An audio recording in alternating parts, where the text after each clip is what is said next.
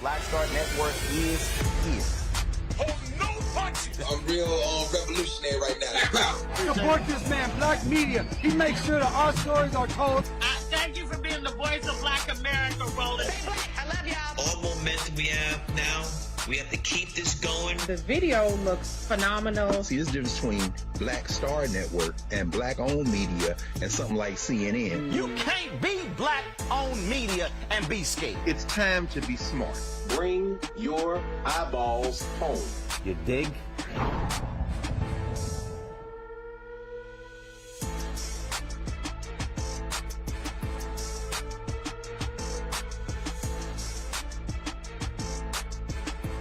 Today's Thursday, June 30th, 2022. Coming up on Roland Martin Unfiltered, broadcasting live here in New Orleans on the Black Star Network. For the first time, a black woman is officially a member of the Supreme Court. Today, Judge Ketanji Brown Jackson was sworn in at noon today. We'll show you what took place and talk about, again, what that means as the Supreme Court's rulings play a huge role in upending our society. She walks into a very conservative Supreme Court, again, a crucial time in American history. Speaking of the Supreme Court, they came down with the ruling on the issue of climate change, limiting federal authority and restoring a lot of that power back to the states. Marc Morial, CEO of the National Urban League, will join us. So many things are on the agenda. Speaking of the Supreme Court, Roe v. Wade, that decision, also voting rights decisions as well. A new case that they're going to be taking up next year that will actually expand Republican legislatures when it comes to controlling outcomes of elections. This is based upon a crazy, narrow, weird legal theory. Trust me, folks. We talk about that. You're going to understand, again, how dangerous these times are when it comes to the Supreme Court. Also on today's show, we'll be joined by Ben Crump and some plaintiffs, black women who have filed lawsuit against Google alleging systemic racism and discrimination. And on today's show, we'll have the opening ceremonies of the 2022 Essence Festival. We'll show you what took place and also go through and explain all the events that are happening here in the Crescent City. Folks, it is time to bring the funk on Roland Martin Unfiltered on the Black Star Network. Let's go. Whatever the biz, he's on it. Whatever it is, he's got the scoop, the fact, the find. And when it breaks, he's right on time and it's rolling. Best believe he's knowing. Putting it down from sports to news to politics. With entertainment just for kicks, he's rolling. It's on go, roll, y'all. It's Roland Martin, yeah. Rolling with Roland now. He's funk, he's fresh, he's real, the best, you know he's Roland Martin now.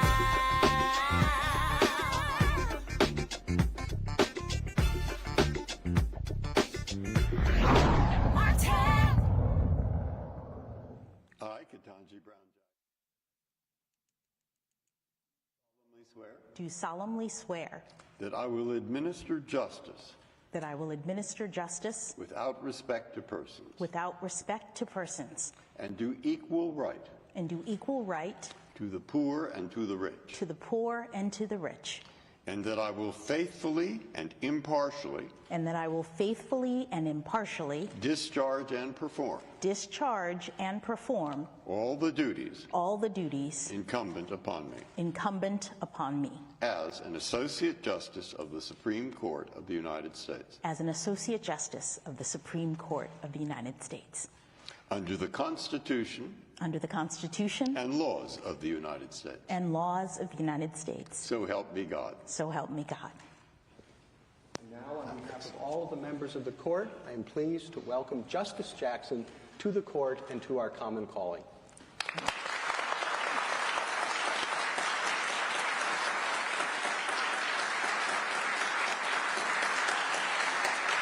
And with that, Judge Ketanji Brown Jackson becomes the 116th Supreme Court Justice in the United States history, the first African-American woman to ascend to that position. She, of course, 51 years old. That took place today at noon. Justice Stephen Breyer, who administered the oath, he announced yesterday that he was retired. First of all, he announced a little long ago that he was retiring at the end of this term, but he sent notice to President Joe Biden yesterday that he would be retiring after the final Supreme Court decision came out today, and that certainly was the case. And then, of course, that ceremony took place.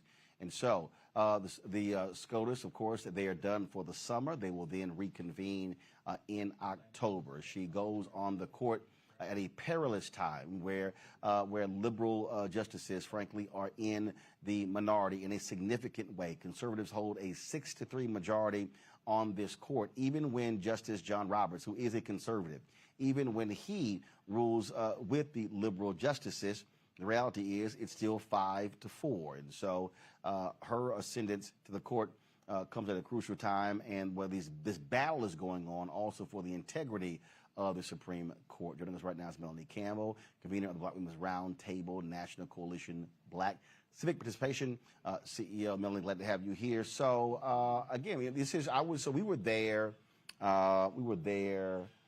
When she was confirmed.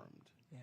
And it was quite interesting because there were so many people there, but there were so many black women. There were older black women who were extremely emotional when she walked out with President Biden, with Vice President Kamala Harris.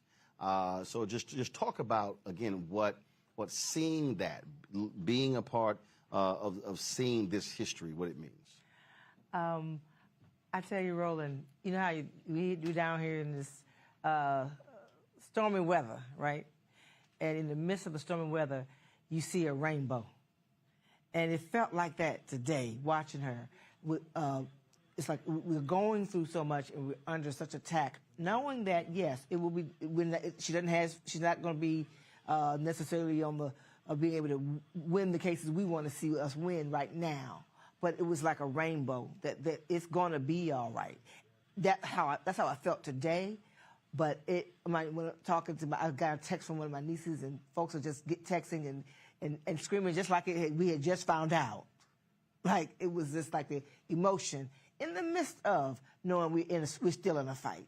And so that was my initial response. It's just like, yeah, it's storming, but here's a rainbow. And when she walked out there and saw her put her hand on that Bible, it was just was a great moment that I remember for the rest of my life. And, one of the things that I've sort of said, is that when we've had these historic moments, obviously President Barack Obama, but then when Vice President Kamala Harris, when they actually becomes Vice President, I sort of look at the reaction from different people, and it's not the same as when we think about other historic firsts. So, and I think I'll dare say this, that this generation, and not meaning, okay, just millennials or Gen Z, I'm saying that folk today, I believe, are not as fully appreciative of what we are witnessing when we're talking about walls come tumbling down, this actually happening. When I look at the fact that 8 black women have been appointed to the appeals court in the history of the United States, and 11 have been appointed by President Biden since he got in. And I hear people say, okay, fine, that's no big deal. Yeah, right. And I'm going, no, that's a huge deal. And so I think there are times when this generation, I believe, should be far more appreciative of these historic firsts that we're actually witnessing. Yeah. And I would say, in part, I do agree with you. And also, I think that there are those who do. I think part of it for this generation, younger generation, is that they came up under seeing the first black president. But also things are very different in just how they want to see things happen more quickly in a different kind of way. But the response I got came from a lot of young women today, right, that text me and whatever. But I think as a whole, there's also a civics lesson we have to do. There's also being able to know that how powerful it is to be able to have our folks who have lived experience, who know where they came from, to be on. Clarence Thomas reminds of where somebody who has forgotten where they came from, and now he's on steroids with it right now. But to be able to say that we want to have justice, young people are fighting for Black Lives Matter and all this. If you don't have the ability, the court system, the judicial system is just as important as who's sitting at the White House, and sometimes even more important because these decisions. So I think it's a civics lesson and being able to understand. And I said to young people, we've been talking for the last few days behind what happened with Roe v. Wade, and the response that maybe people in my generation go, okay, we get that we've got to do something with who's going to be in the Congress. And they say, well, Biden's not doing enough. Yeah, but he can't do it if he doesn't have the votes. So part of it is just being able to understand and owning the power, but knowing that, yes, some things we got to fight hard, but you got to know how this works. And there's 3 levels of government. And so if one's not doing what you want to see happen, you got it, or influencing it the wrong way. There are 3 co-equal branches. Yeah, right. And I think that's the piece that I think a lot of people, they don't quite accept, that the presidency is one thing, Congress is another, but the courts are another. They are co-equal branches. One actually isn't over the other. The other thing is that a lot of these issues that have been decided by the Supreme Court in terms of these rulings, Congress can actually pass laws where it now is codified. So, I mean, the reality is the Voting Rights Act doesn't have to be renewed every 25 years. They can actually, but they can actually create a whole new and make that just the law. Permanent. And it's permanent. and so same thing with Roe v. Wade. Right. When you talk about these environmental decisions, what that now means is now you begin to, now, as I keep saying, now let's look at how we talk about power. Yeah. Now let's look at how, now we talk about who's in control. Now it's a question of saying, okay, and again, we've already seen it, but President Biden today came out in Madrid, Spain, saying that he supports ending the filibuster to codify Roe v. Wade, dealing with voting rights and some other issues. Well, first of all, Senators Kristen Sinema and Joe Manchin are made perfectly clear we're not going to do that, which now means that if you're watching or listening, that's why it's critically important to win the seat in Wisconsin, to win the seat in Pennsylvania, to win the seat in North Carolina, to try to win the seat in Florida, to try to win the seat, Georgia, to hold it because you have a Democratic incumbent. But all of a sudden, now the focus has to be, hey, look, it's 50-50. These two are saying no. If we get 53 or 55, we now negate those two, and you can actually get it done. And then being able to really, young people are going to have to get their peers, to those who understand the system, to educate. That's what we've been talking about with our Black Youth Vote program. Young people are going to have to convince young people to say, look, here's where it's happening. The president's not on the ballot. You may be upset with him, maybe upset with him, but who's on the ballot? Right. And who can do something about what just happened last week? Who can do something? Now, EPA, what happened today? What? Now we're talking about, okay, we're going to be out here, and we already died. We're in Louisiana. Cancer Alley is up the street, right? And so if you were worried about the environment, the Supreme Court just gutted the powers of the EPA. So that's one of those issues. So the Congress is what's up. And we got to really bring that home. Because I'm hearing, and I am concerned because I hear this frustration, and I get it. I'm frustrated too, but I also understand power. And so if you own your power, then you say, okay, this is not working over here. How do we exert our power over here so we can move the ball and get to the things that you're concerned about? So so that's where I am. I'm really, really concerned. And this summer we got to really be engaging our young people to say, own your power. You have the numbers to shift this thing. I mean, I had a young sister who tweeted me. Could be earlier this week or could have been last week, and she was making that point. And I told her, she said, we turned out in 2020, and we're tired of these baby boomers, these octogenarians running. I said, actually, you didn't vote your numbers. I said, now, your numbers were up. Yeah, definitely. I said, but you didn't vote your numbers. I said, you vote your numbers, you can actually determine the election. Because in fact, Gary Chambers Jr. Sent out a tweet earlier where he said that in Louisiana, he said that the turnout.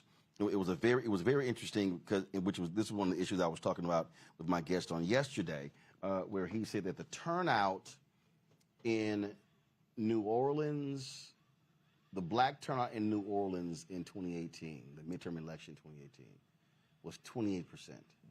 Then I think he said in Monroe or Shreveport or Baton Rouge, one of those, it was 32 and 36%. And I said, folks, you get that number from 28 to 50. You control. To 32, 36. To 50, 55, 60, I said, you get what you want. Mm-hmm. And you can elect who you want. And right. If that's a peer, or if you want to run yourself. And that's what I think. One thing I will say, and I think millennials, Gen Z didn't get the credit that they did turn out in much better numbers in 2018 because they saw the threat, right? And so you had women vote 54%, men almost close to 50%. And I think one of the things that we've been looking at is, like, I think if we don't have numbers to that level, or even in some cases even higher, then we're going to look at that it won't matter because we won't have a government system that we can influence through our vote. I mean, it's just, it comes down to that. Again, you can be frustrated, you can be upset, you can be angry, you can be mad, but at the end of the day, when it comes to this issue of power, the dynamics are changed based upon who turns out. And if somebody else is turning out more than you are, they win. Mm-hmm. Yeah. And I think that with the Supreme Court, because it was always a thing that people didn't really pay attention to. The one thing that I'm cautiously optimistic, more people understand the power of of what happens with those 9 people sitting on that bench.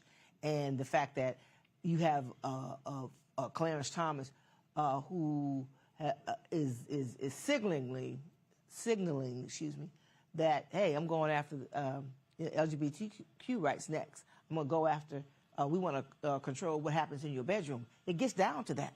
You know, when people say privacy, no, they tell you what you can do, how you can have your relationships with whoever you decide to have your relationship. I mean, it gets down to all in your business. But see, the question becomes, what are you going to do about it? And the only thing you can do about it, I do believe, it's time for reform. But you can't have reform and put more people on there so you have a balance without the Congress. And that's who's on the ballot in 2022. Well, not Biden and Harris, the Congress. Well, that's why what I constantly say on this show is that what ticked me off when y'all were out there marching, getting arrested, the constant protests on Capitol Hill, in the Senate building, in the streets of D.C., a lot of those LGBT folks were not there.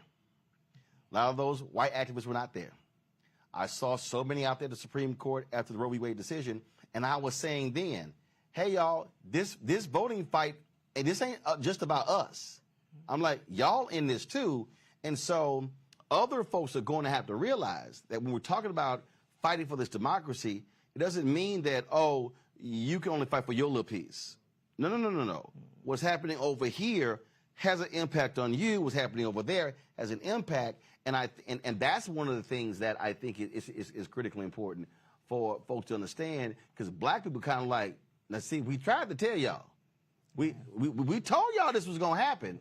And again, and so when Thomas said that, whole bunch of gay folks all of a sudden was like, oh my God. And we're like, we tried to tell you. Yeah. I mean, that this was going to happen.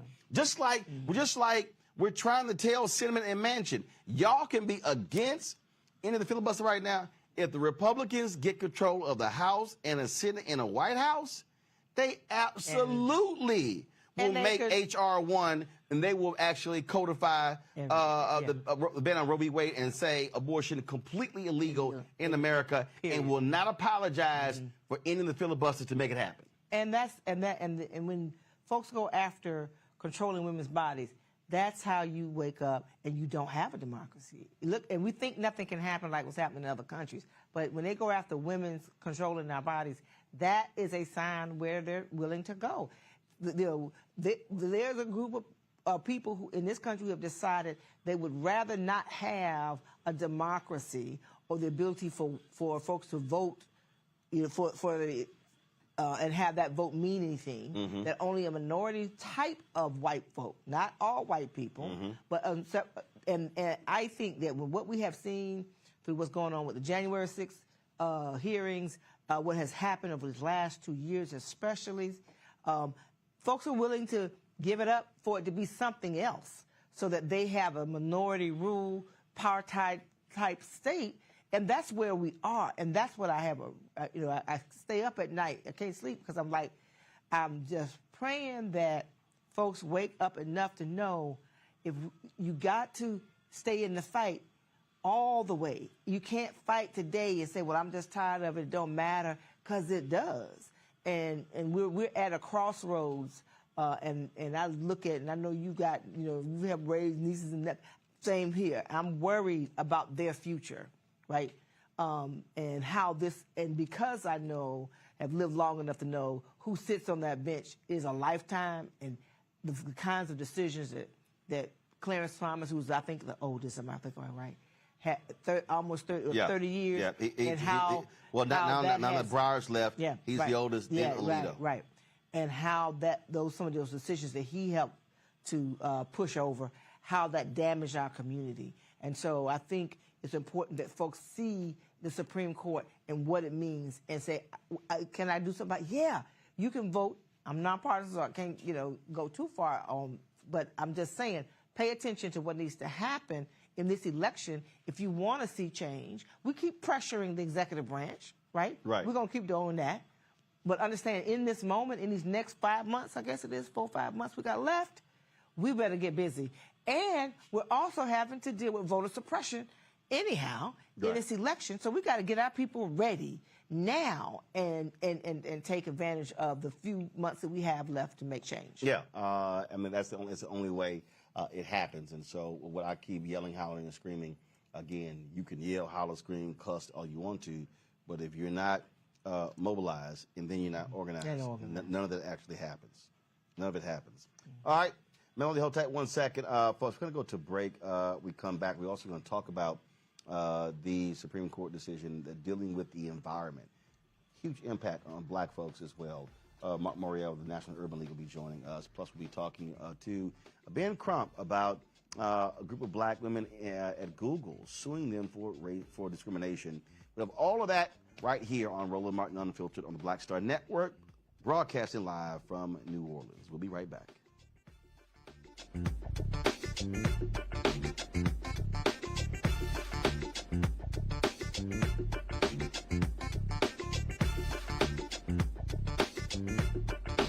Gave us all a brand new iPhone 13. We've been customers for years. We got iPhone 13s too. Switched 2 minutes ago, literally right before this. iPhone 13 on us on any unlimited plan for every customer, with plans starting at just $35. All on the network more people rely on.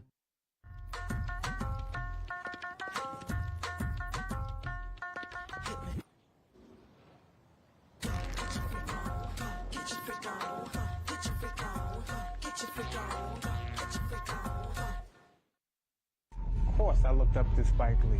Of course, who didn't? I mean, he's a genius. But then also, I was this kid from Brooklyn, right? That felt like, you know, give me my damn respect. I made this, you know, this creative art, right, that people are responding to, and it would have been great if we had the opportunity to sit one-on-one. Hold on one second. Okay. Spike. What's up, babe? So I'm in LA right now. I got a one-on-one series with my network, Black Star Network. And I'm interviewing Maddie Rich. I appreciate that, bro. That's a big moment, man. That was like, man, that was good. Got me all choked up. That's good.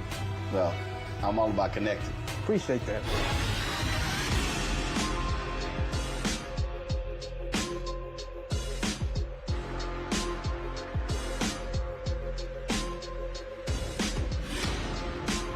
Love our new Alexa. It's a Buick. Yeah, Alexa. Buick. Alexa. It's a Buick. It's an Alexa. It's a Buick. It's an Alexa. Coach, that's a Buick. That's an Alexa. The Buick Enclave with available Alexa built-in. We're all impacted by the culture, whether we know it or not. From politics to music and entertainment, it's a huge part of our lives, and we're going to talk about it every day right here on The Culture with me, Faraji Muhammad, only on the Black Star Network. How about sushi? I just had sushi for lunch yesterday.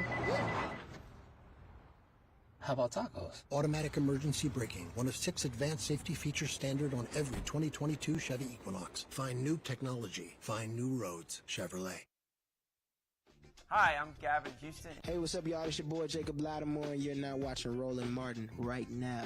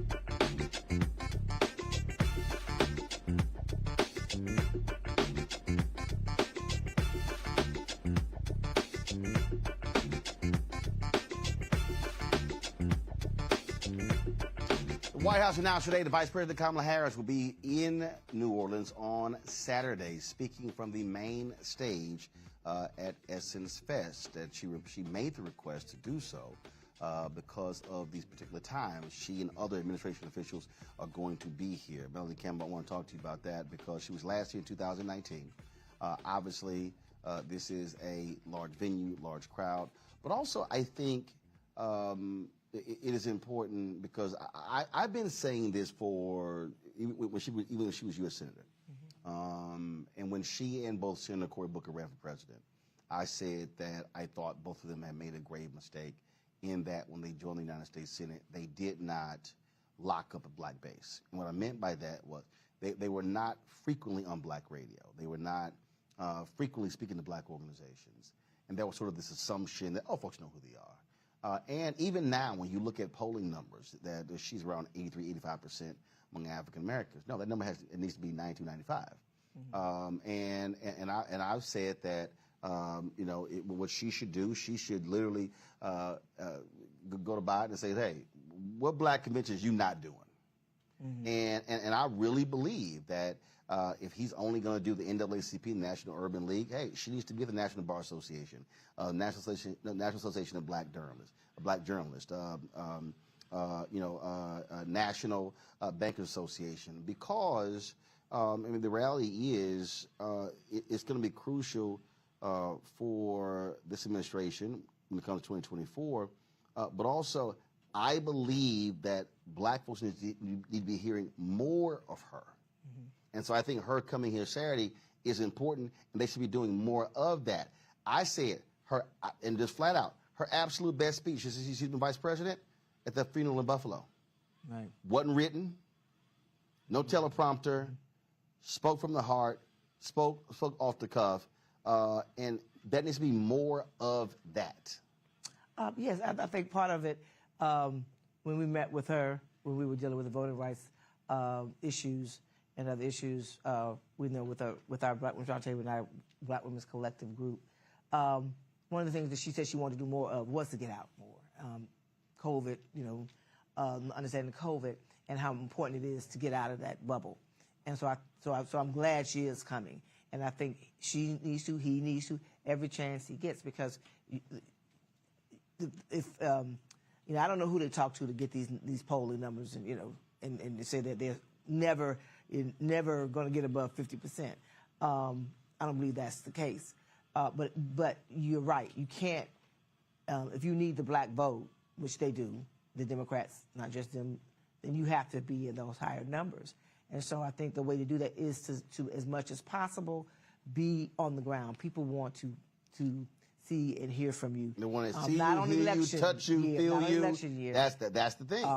And they're not on the ballot, so this is a good thing to show up when you're not on the ballot. So all right. So she's coming here. If her office called, what advice would you give them as to how what she should focus on, how she should approach speaking Saturday? I think for black women, right, we're going to be excited to see her. But I think the issues that she's speaking up more about that are impacting us, those are also economic issues as well as issues of justice. So I think just talk to us, tell us what you're doing, but also because we're not sure what the format's going to be. Yeah, I don't either. Whether she's being interviewed like when Michelle Obama was here, or whether she's simply going to be speaking from the stage. Either way, right. Whether she's being interviewed or whether she's speaking from a podium, tell us what you've been doing and tell us what you're getting ready to do. And she's been on a lot of those things, because the other thing that's happening after what happened with the Roe v. Wade being struck down is that we know as black women that we're going to be over-criminalized, all right? Mm-hmm. We know that she's already working on the issue of mortality issues when it comes to black women and maternal mortality, right? And those kinds of issues. Talk to us about those things. And what you're doing as a part of a Biden-Harris administration, because you're one president at a time, right? And I say that, but I think she just needs to do that and be her authentic self. It will go a long way, and I think we're going to see that. I think she should walk out there in some jeans and her tennis shoes, and she say, "I came here in work clothes." I think what she has to do is she has to give a charge message. It can't be one where you're essentially restating what we already know.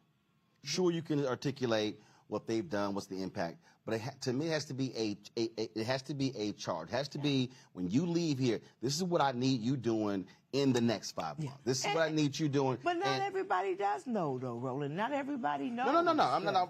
What I'm saying is what often happens is we hear, oh, how important this is. It's a doggone shame. Here's the whole deal. Got it. Well, but I'm saying, is that what you're saying? No. What I'm saying is, because I get this all around the country. What I hear from people is, I don't know what to do. That's what I'm saying. That is the one thing that I get from flight attendants, from folk cutting hair, from folks who run to the convenience store. People say stuff, but they say, man, this is messed up. This is screwed up. Man, what's going on in this country? Man, I don't know what to do. Yeah, yeah. And then that's when I then say, I need you to do this, or this, or this. And so people are waiting for that charge. And I think, look, if she's standing up, look, she's going to be speaking the same night Janet Jackson is going to be performing. It's going to be 65, 70,000 people in there. And I would also hope they make it clear that she says, hey, I'm in Louisiana. Y'all can beat Senator John Kennedy if there are 300,000 unregistered black people in Louisiana. And the Democratic governor won by 30,000 votes in 2020. You can actually do this. And so again, to me, that charge is critically important. That hey, enjoy yourself here, enjoy the concerts and the food and everything else. Well, yeah, but come July 5th, yeah. Well, that's what let's go. That's what I mean by being ready for the fight, right? She's got a role, and I hear what you're saying. And of course, everybody in there has a role to play. And being able to say what's next, what she's getting ready to do, what the Biden-Harris administration is going to do to fight, but what they can do. I agree with you on that. And that part of why I was, hesitant to come, because I'm like, oh my God, all these people with COVID, right? But I just said, no, we got to get in here and we got to have a good time and organize while we're here. And a lot of that's going on this week. And I think that was really important. So we're doing our Black Women's Roundtable, as you know, and thank you for kind of covering us on that and really talking about what's going on and what we need to do in this midterm election and how it's on us, it's upon us, and we don't have a lot of time. Yeah. And again, I think that's just one of those things. Look, you're going to be you're going to be on that stage. I've been talking to the Essence people. Again, how they're going to allow other media to cover it, broadcast it live, be able to push it out. And to me, that's just going to be hugely, hugely, hugely important because again, that's just what drives me crazy. And I say this to people who are always heavily involved in the political piece. We live and breathe this every single day. What people still are looking for is, where do I go? What do I do? And I try to make it as simple as possible in terms of the first thing is I need you to focus on whoever's in your family, on your street, on your block, in your house, whatever. I need you to get minimum 10 people registered. Right. Then I need you to get those 10 to go. In terms and be ready to vote. Go check your voter registration status. But I need to get them registered first before I can even talk about getting them to the polls. Because what happens is a lot of people talk about all the issues, what's important, and they totally bypass those registration deadlines. And so if you're watching or listening, check your state. What is the deadline to be registered?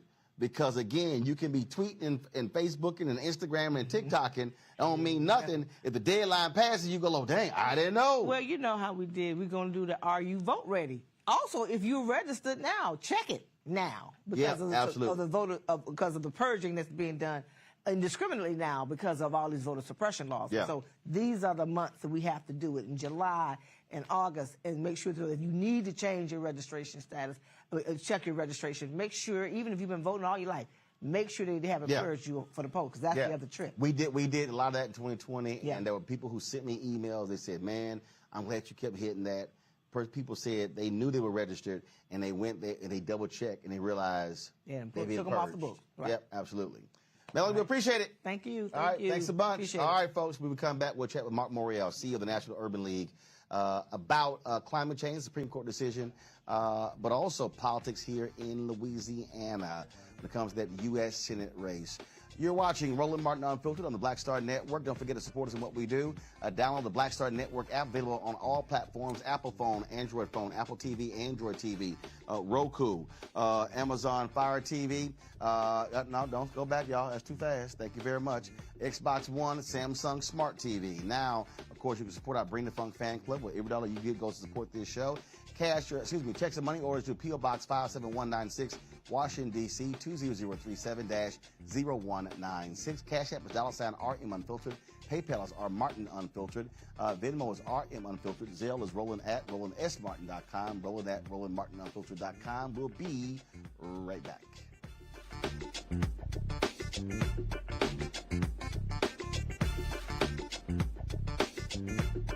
Verizon just gave us all a brand new iPhone iPhone 13. We've been customers for years. I thought new phones were for new customers. We got iPhone 13s too, switched to Verizon 2 minutes ago. Ours were busted, and we still got a shiny new one. Check it out. So wait, everybody gets the same great deal. I think that's the point. iPhone 13 on us for every customer. Current, new, everyone. On any unlimited plan, starting at just $35. All on the network more people rely on. Love our new Alexa. It's a Buick. Yeah, Alexa. Buick. Alexa. It's a Buick. It's an Alexa. It's a Buick. It's an Alexa. Coach, that's a Buick. That's an Alexa. The Buick Enclave with available Alexa built-in. Hi, I'm Dr. Jackie Hood Martin, and I have a question for you. Ever feel as if your life is teetering and the weight and pressure of the world is consistently on your shoulders? Well, let me tell you, living a balanced life isn't easy. Join me each Tuesday on Black Star Network for A Balanced Life with Dr. Jackie. We'll laugh together, cry together, pull ourselves together, and cheer each other on. So join me for new shows each Tuesday on Black Star Network, A Balanced Life with Dr. Jackie.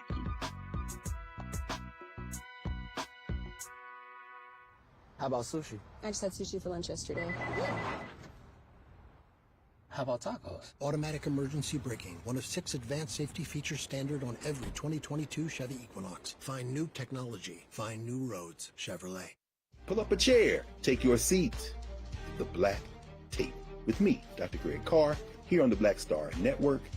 Every week, we'll take a deeper dive into the world we're living in. Join the conversation only on the Black Star Network. Of course, I looked up to Spike Lee. Of course, who didn't? I mean, he's a genius. But then also, I was this kid from Brooklyn, right? That felt like, you know, give me my damn respect. I made this, this creative art, right, that people are responding to. And it would have been great if we had the opportunity to sit one-on-one. Hold on one second. Okay. Spike! What's up, baby? So I'm in LA right now. I got a one-on-one series with my network, Black Star Network. And I'm interviewing Maddie Rich. I appreciate that, bro. That's a big moment, man. That was like, man, that was good. Got me all choked up. That's good. Well, I'm all about connecting. Appreciate that, bro.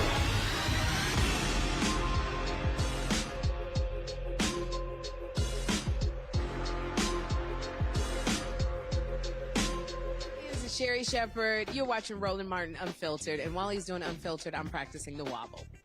Yes, I am. Because Roland Martin's the one, he will do it backwards, he will do it on the side. He messes everybody up when he gets into the wobble, because he doesn't know how to do it, so he does it backwards. And it messes me up every single time. So, I'm working on it. I got it. You got Roland Martin. Hi, my name is LaToya Luckett, and you're watching Roland Martin Unfiltered. What's going on, everybody? It's your boy Mac Wilds, and you are watching Roland Martin Unfiltered. What's up, y'all? It's Ryan Destiny, and you're watching Roland Martin Unfiltered. What up, Lana Well, and you are watching Roland Martin Unfiltered.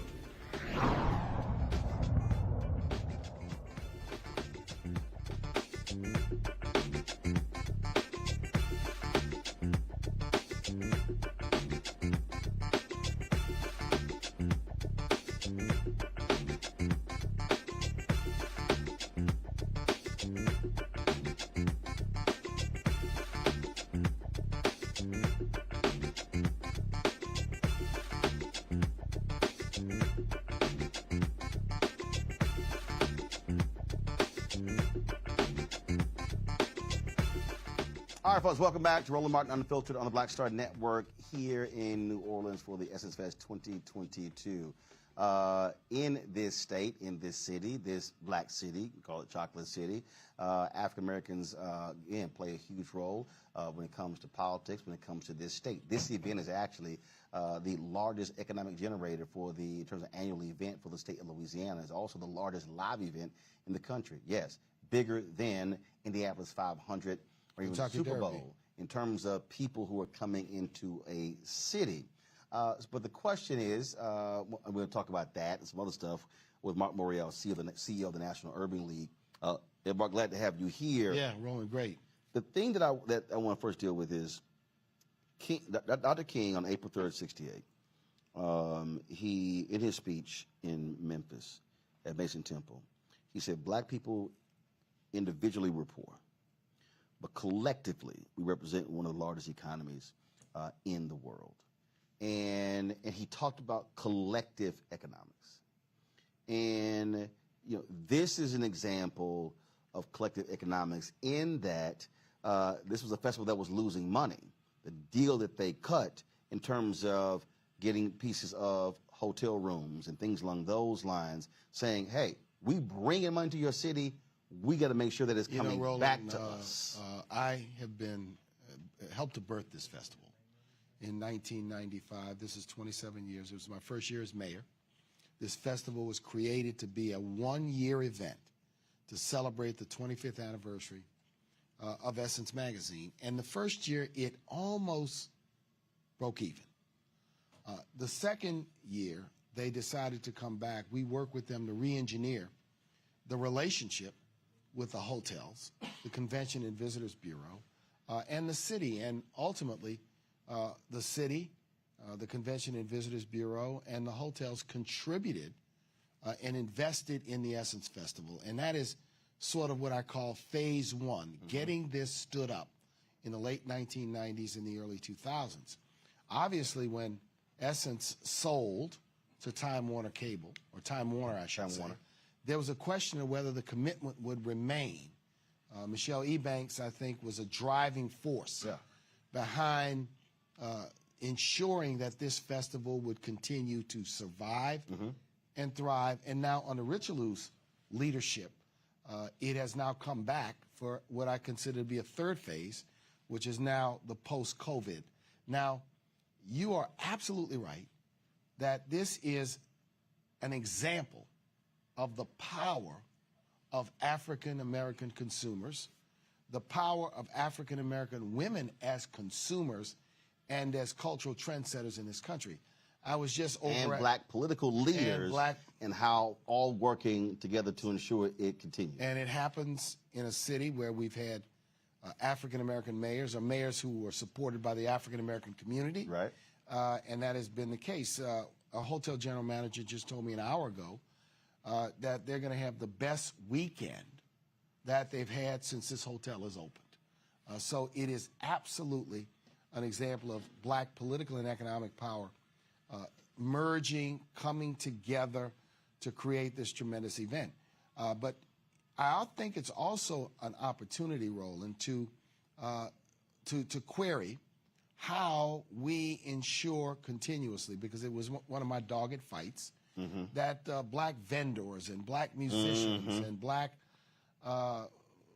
companies could participate in what the Essence Festival was all about and what it creates. So I encourage people while they're here to patronize a black-owned restaurant, to patronize black-owned retailers, to spend money with those community-based businesses for whom Essence is really a significant part, because this is what this is all about. It is about culture, but it's about empowerment. And, you know, I want to congratulate you on the Black Star Network because you staked out on an independent course of action to build something that is authentically black, that tells the news about us, for us, and by us. And that should be noted that in this time, in this period, building economic institutions, businesses, building a special event. So Essence is enormously successful and popular. But I want people to know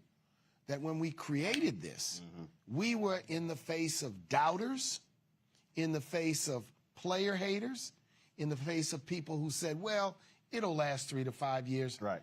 Now, almost 30 years, now 27 years, it is not only going strong, but it can be better than ever. There may be 500,000 people here in New Orleans, black people from all over the world.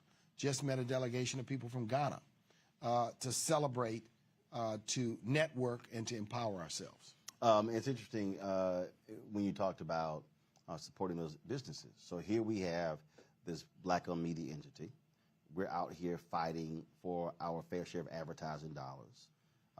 I've taken our crew out now. We got here Monday, last 3 different outlets. specifically went to black-owned restaurants. I think today's bill was about $720. The other bill yesterday was about $450.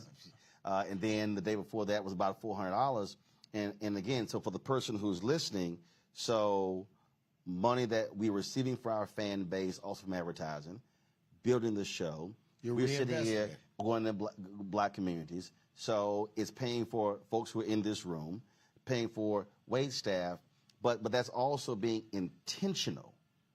Yes. My whole deal is, no, we're going to these restaurants and to ensure the money is going there. But that's part of the collective piece. It has to be intentional. It has to be intentional. So when we're talking about, like we've had these fierce fights with people, and some people have gotten upset with us when we've said, look, we have nothing against our friends at BET, but that money is going to Sherry Redstone. We said we have nothing against, Complex, but that money is going to BuzzFeed. You're right. And our deal is our media will always be small as long as we don't get a piece of that larger pie. Yeah. And that has to be this constant refrain, because when people say, well, man, why can't y'all be like them? Because we don't have them money. Well, you're not a New York Stock Exchange company yet.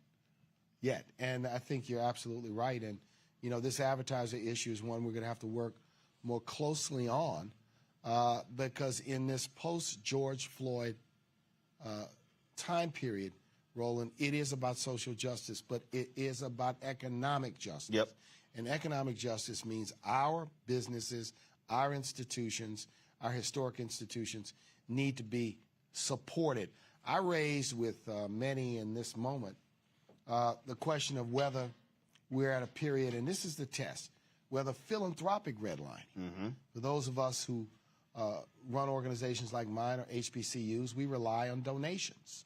Significantly. We don't sell anything. Right. We don't produce anything. We provide free services to people. We do advocacy on behalf of people. But has this meant the end of philanthropic redlining? Because I assert, like you in the media business and black-owned media have not had a fair shake from advertisers, we've not necessarily, and I thank everybody who supports us, right?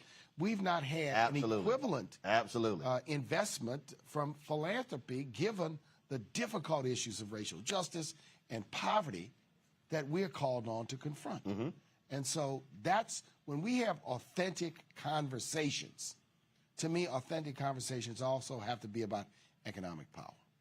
See, what I keep saying, and I've had people hit me, they're like, man, why are you always bringing up the money? I said, if you ain't talking about money, you ain't discussing America. We should not be afraid to discuss money because they not economic justice, because we're in a free enterprise system, and to our peril, we don't discuss economic institutions, resources, and money. And I say to people, it is not about an obsession with money, but it is about economic justice and fairness and empowerment and building. Like you, I grow up reading Ebony Jet and BET. I mean, and Black Enterprise. I mean, I couldn't wait to get my hands on those magazines to look and see what was happening in the community. And Black Enterprise was always that Bible where you learned about black-owned business enterprises all across the nation. Well, even today, we have a handful of black-owned business enterprises that exceed $1 billion in gross sales. But when you look at the whole 95%, 5 million or less.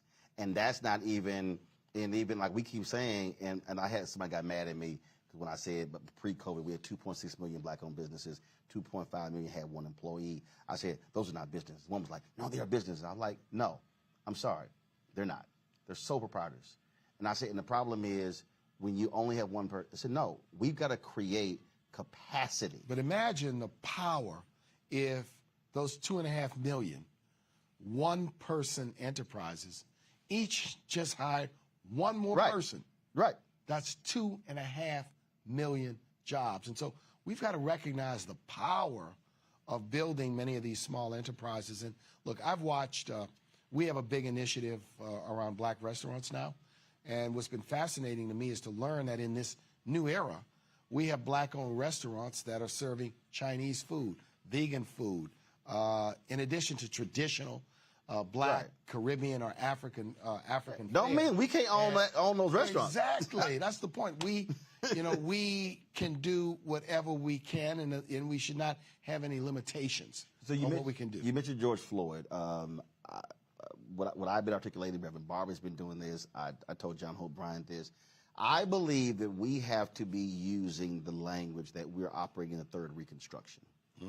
And if you look at the first two Reconstructions, last 12, 14 years, second one lasts 20 years. And you consider the second a civil rights era. Absolutely. Yeah.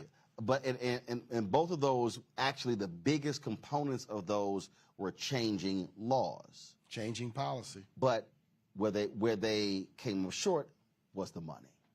And King, last 5 years of his life, was talking about, all about the money. Yeah. And so I think in this period here, you look at the $50 billion that all these corporations pledged in the wake of George Floyd's death. This is where for us it's like, oh, it's check due. You made announcements.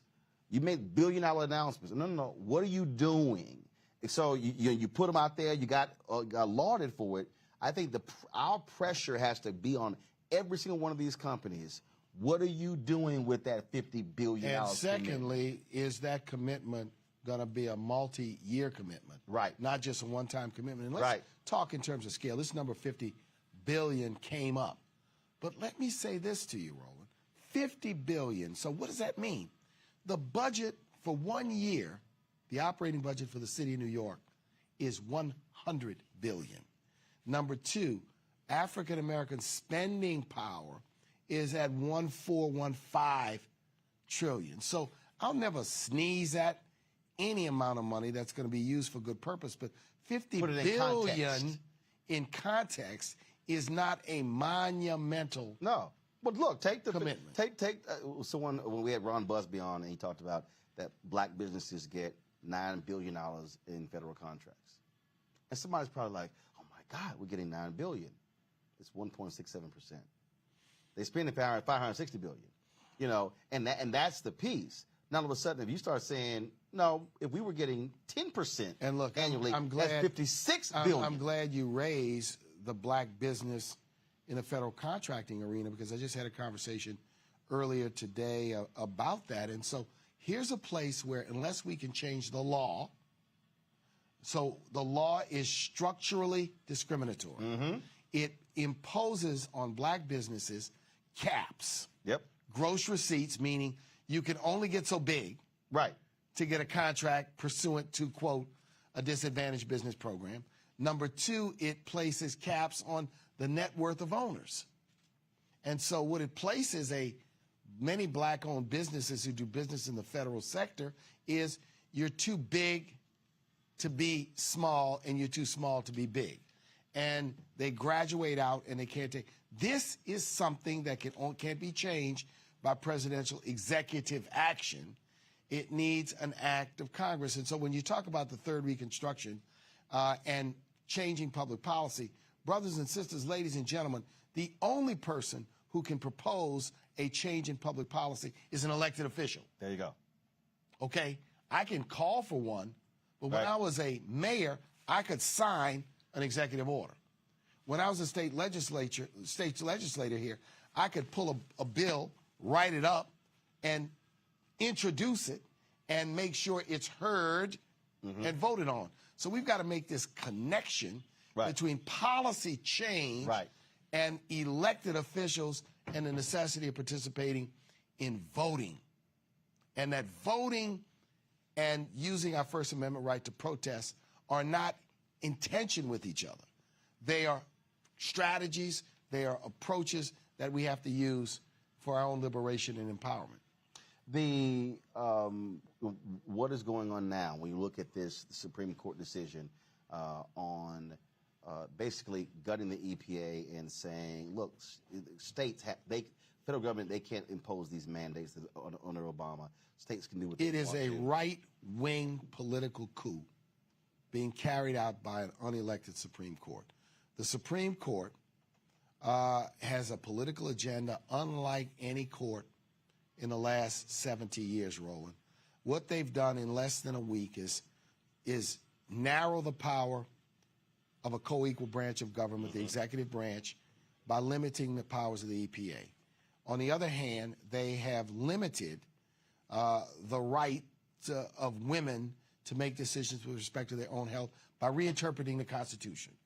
On the third hand, they have slapped the hands of states, not a states' rights decision, when it comes to guns and gun ownership. So on one hand, they're in favor of they're against state action. On the other hand, they're saying, well, leave it to the states. Now they've taken this new case out of North Carolina where they want, well, the Republicans are arguing the state Supreme Court shouldn't be telling us how to govern elections. We, the legislature, should be deciding that because they know they've gerrymandered themselves into the majority in places. The Wisconsin State Supreme Court, conservative Supreme Court, just said, oh, yeah, we agree with the Republican legislature that here you have people whose term has expired, but they get to stay in these positions until the person is confirmed. Oh, by the way, we won't confirm the Democratic governor's appointment. Roland, this is a twist and a turn in the interpretation of the law that is very dangerous. Today, a poll says that only 1 in 4 Americans have confidence in the United States Supreme Court.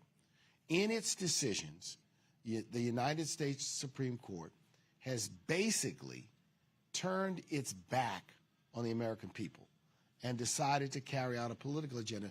It's important that these decisions are reinterpretations of the Constitution to achieve a particular outcome. And, you know, I'm a lawyer who taught constitutional law, who's been involved in Supreme Court cases, and who is a close follower of the Supreme Court. And these decisions, many of them are twisted in their logic, inconsistent with the way the Constitution has historically been. Usually what the Supreme Court does is give great deference to the executive branch to do its duty. And in this case, they're doing to the Environmental Protection Act the same thing they did to the Voting Rights Act. Well, look what they just did. They're rewriting the law by judicial fiat. Look what they just did for the Louisiana, the second black district. They literally jumped over. First of all, it was a district decision, which is the Fifth Circuit. They literally didn't kick it back. No, we're going to stay it. And they did not hold a hearing.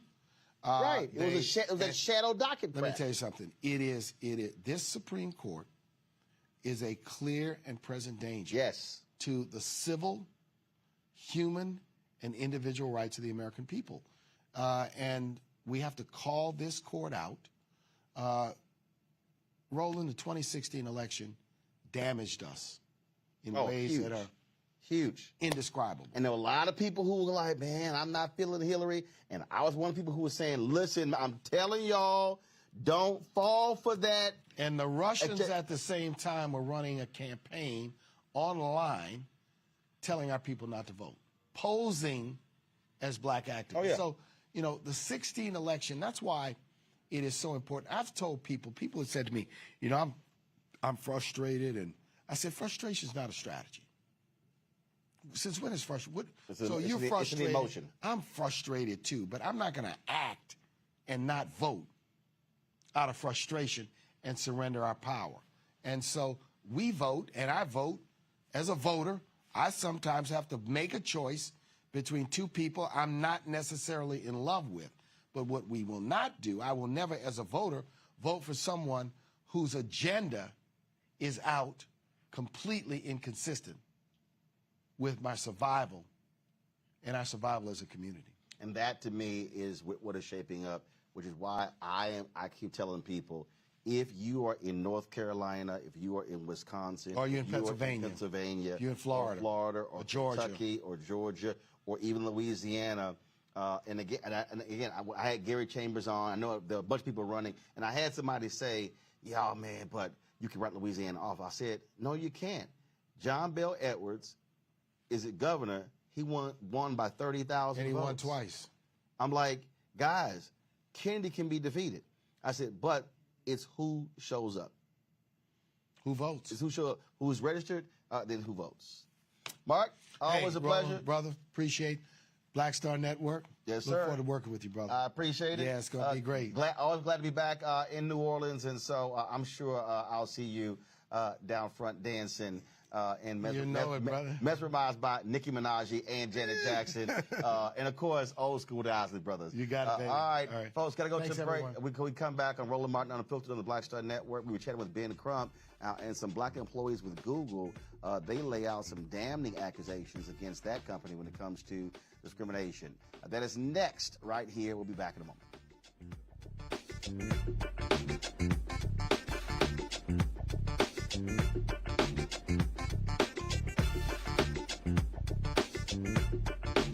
Love our new Alexa. It's a Buick.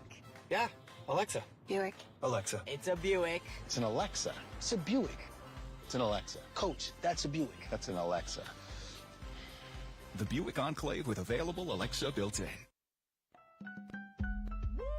We're all impacted by the culture, whether we know it or not. From politics to music and entertainment, it's a huge part of our lives, and we're going to talk about it every day right here on The Culture with me, Faraji Muhammad, only on the Black Star Network.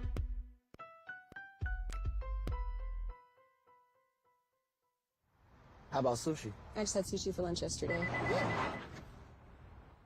How about tacos? Automatic emergency braking, one of 6 advanced safety features standard on every 2022 Chevy Equinox. Find new technology. Find new roads. Chevrolet. I'm Deborah Owens, America's Wealth Coach, and on the next Get Wealthy, what do the ultra wealthy know that most of us don't? Well, the truth is that there is financial exclusion, and unfortunately, far too many Black folks haven't had access to this knowledge. And that's exactly what we're going to talk about on our next Get Wealthy with Melinda Hightower, a banker who's doing something to share exactly what you need to do to make it into the high net worth status. They weren't just saving just to save, they were saving for a purpose. That's right here on Get Wealthy with me, America's Wealth Coach, only on Black Star Network.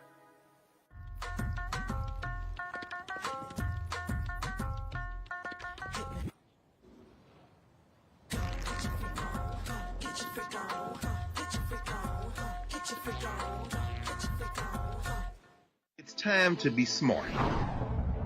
When we control our institutions, we win. This is the most important news show on television of any racial background. Y'all put $2, $3, $4, $5, $10, $15, $20, $30 on this and keep this going. What you've done, Roland, since this crisis came out in full bloom. Anybody watching this, tell your friends.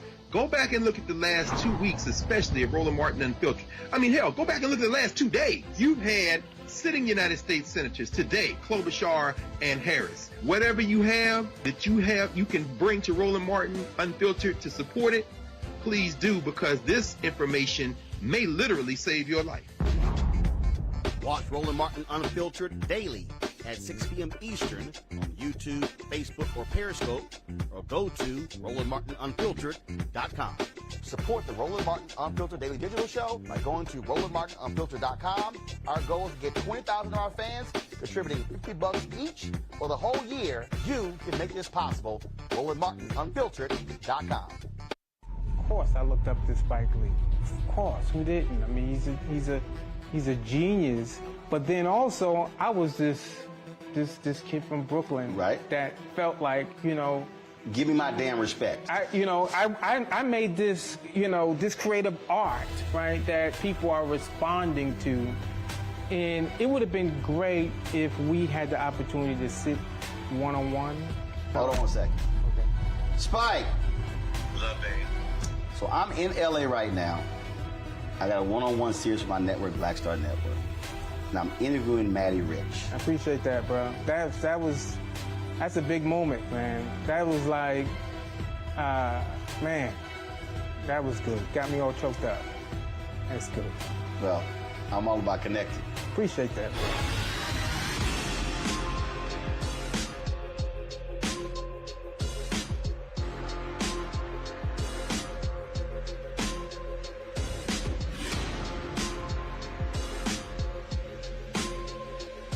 Hey everybody, this is your man Fred Hammond, and you're watching Roland Martin, my man, Unfiltered.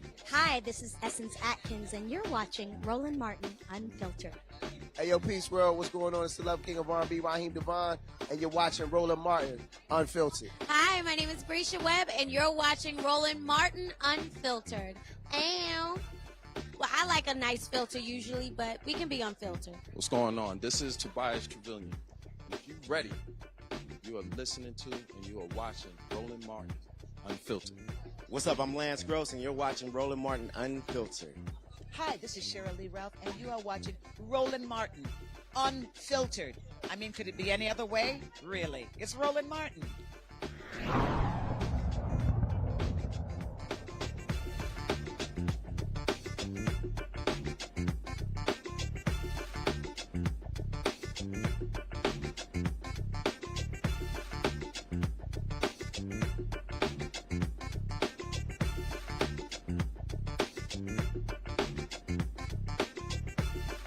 All right, folks, when you want sheer stupidity, all you got to do is say, when you hear it, you go, damn, always Florida or always Texas.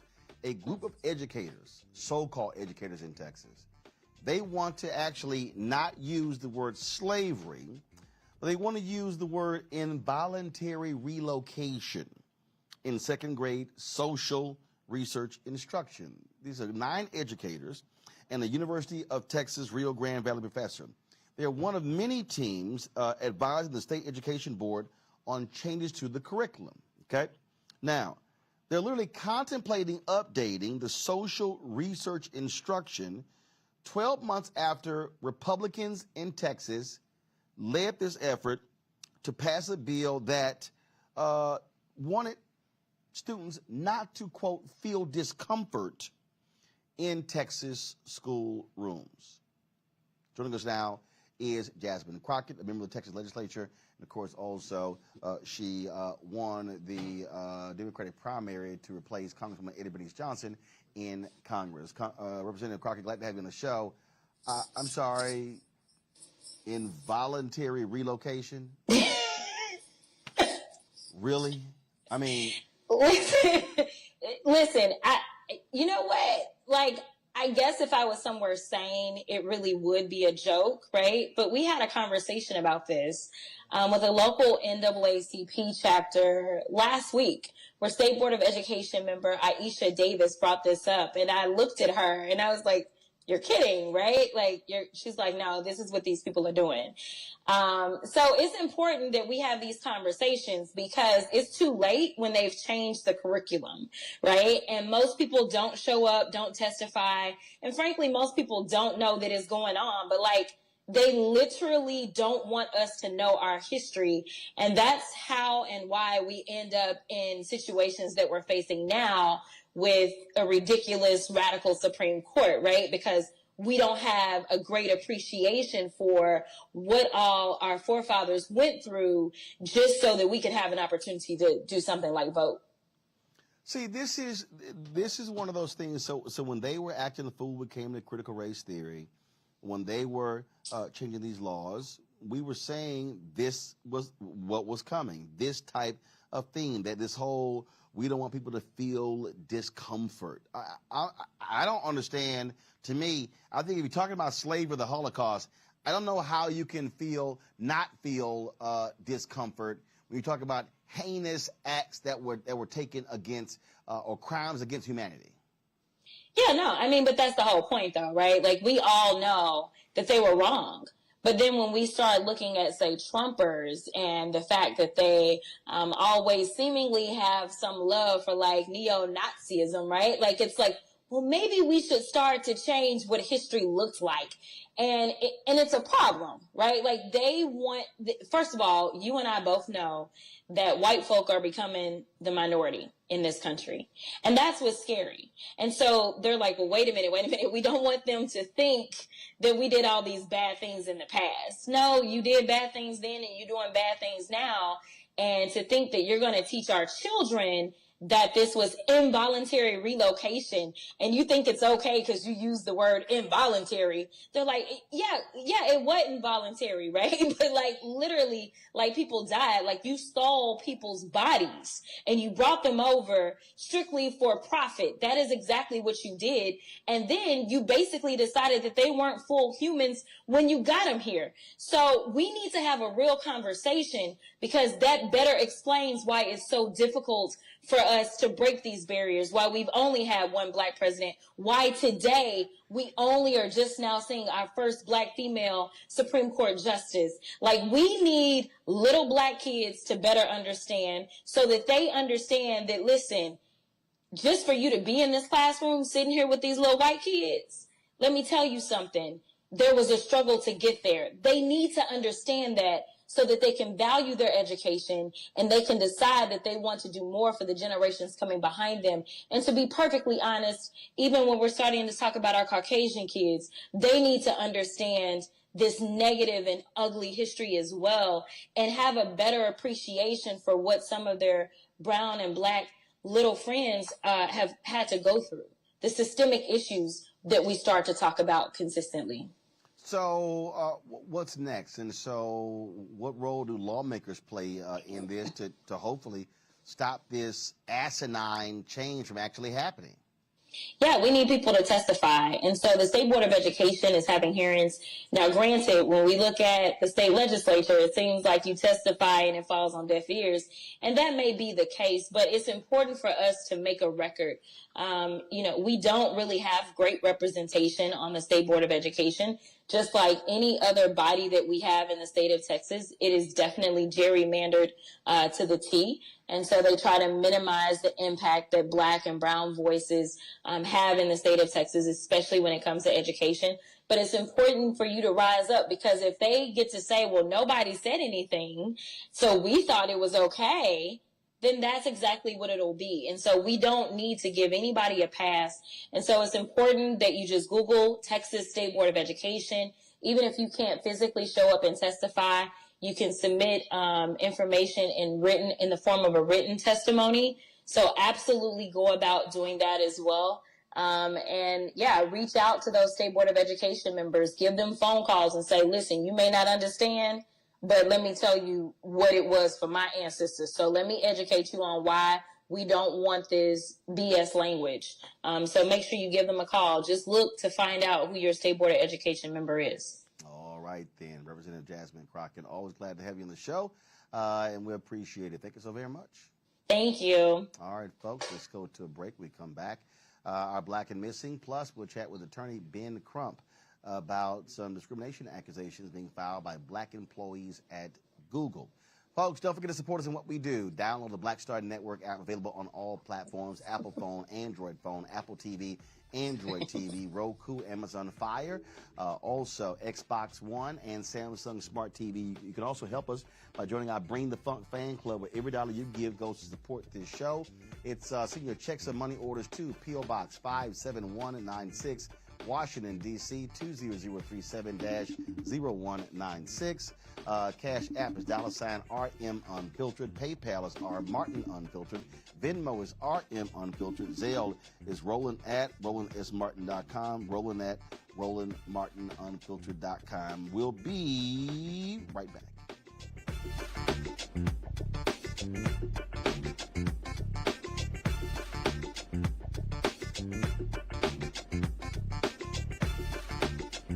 Weight and pressure of the world is consistently on your shoulders? Well, let me tell you, living a balanced life isn't easy. Join me each Tuesday on Black Star Network for A Balanced Life with Dr. Jackie. We'll laugh together, cry together, pull ourselves together, and cheer each other on. So join me for new shows each Tuesday on Black Star Network, A Balanced Life with Dr. Jackie.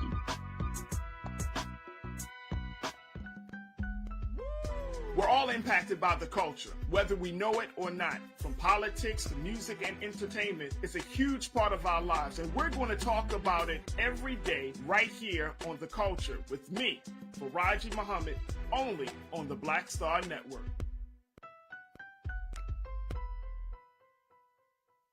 Of course, I looked up to Spike Lee. Of course, who didn't? I mean, he's a He's a genius. But then also, I was this kid from Brooklyn, right? That felt like, you know, give me my damn respect. I made this, this creative art, right, that people are responding to. And it would have been great if we had the opportunity to sit one-on-one. Hold on one second. Okay. Spike. What's up, babe?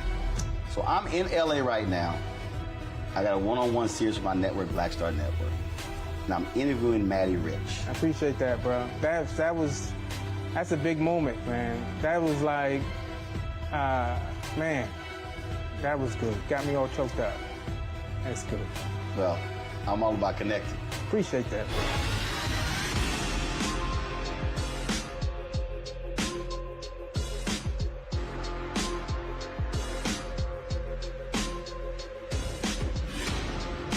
I am to be smart.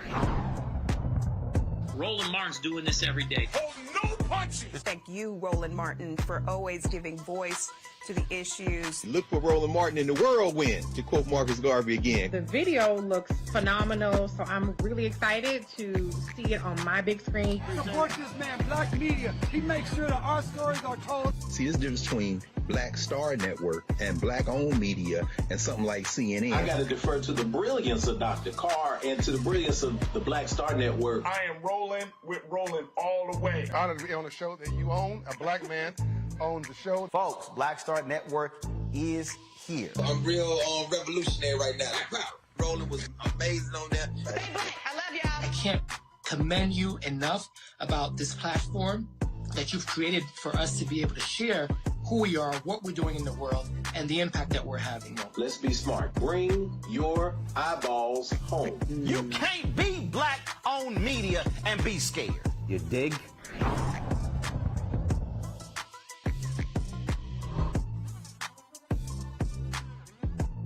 I'm Deborah Owens, America's Wealth Coach, and on the next Get Wealthy, what do the ultra wealthy know that most of us don't?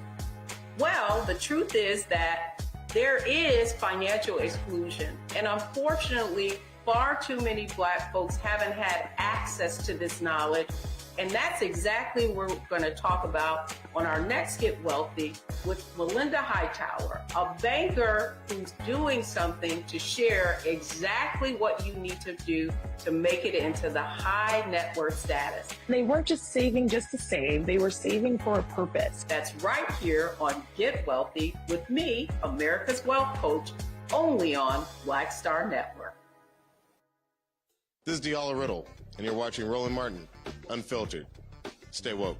This is Director X, the director of Superfly on the red carpet, or the black carpet, and you're watching Roland Martin, Unfiltered. Yo, what up, y'all? This is Jay Ellis, and you're watching Roland Martin, Unfiltered. Hi, I'm Chaley Rose, and you're watching Roland Martin, Unfiltered. I'm Lex Scott Davis, and you are watching Roland Martin, Unfiltered. Hey, what's up, y'all? It's your boy Jacob Lattimore, and you're now watching Roland Martin right now.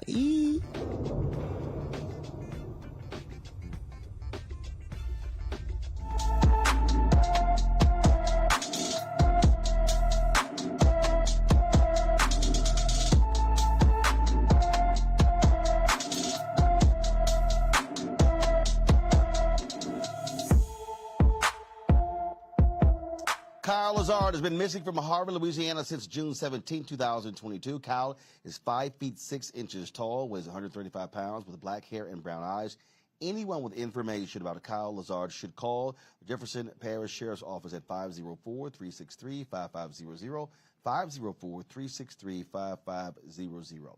A Georgia community is blaming over-policing for the 5th death of a man at the hands of the police. Savannah community leaders, they want a federal investigation into the death of 31-year-old Saudi Aray Lee, who was shot and killed Friday by Savannah police officer Ernest Ferguson. Now, community members are demanding more transparency about the investigation. Reports say Lee showed the officer his weapons permit and his holster with his weapon. Report also indicates the officer chased Lee, then shot him. Lee, y'all, was a licensed gun owner. Officer Ferguson is now on administrative leave.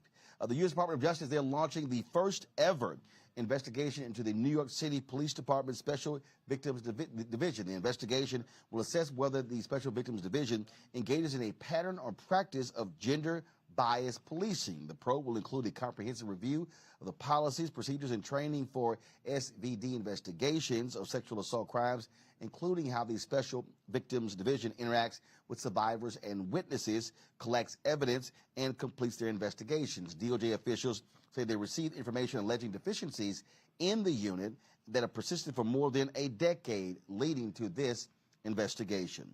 A Kansas man will spend time behind bars for threatening a black man with a knife because of his race. In September 2019, 27-year-old Colton Donner was driving through Paola, Kansas, when he saw the unnamed black man walking on the sidewalk. Well, Donner got out of his vehicle and threatened the black man with a knife while telling him Paola was a, quote, white town. Donner was sentenced to 27 months in federal prison and 18 months supervised released. All right, folks, going to a quick break. We come back. Ben Crump. We'll talk about this Google case of discrimination. You're watching Roland Martin Unfiltered on the Black Star Network.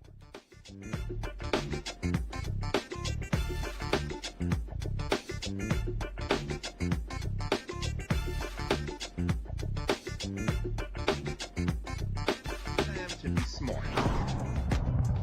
Roland Martin's doing this every day. Oh, no punches! Thank you, Roland Martin, for always giving voice to the issues. Look for Roland Martin in the whirlwind, to quote Marcus Garvey again. The video looks phenomenal, so I'm really excited to see it on my big screen. Support this man, Black Media. He makes sure that our stories are told. See, this difference between Black Star Network and Black-owned media and something like CNN. I got to defer to the brilliance of Dr. Carr and to the brilliance of the Black Star Network. I am Roland with Roland all the way. Honored to be on a show that you own. A black man owns the show. Folks, Black Star Network is here. I'm real revolutionary right now.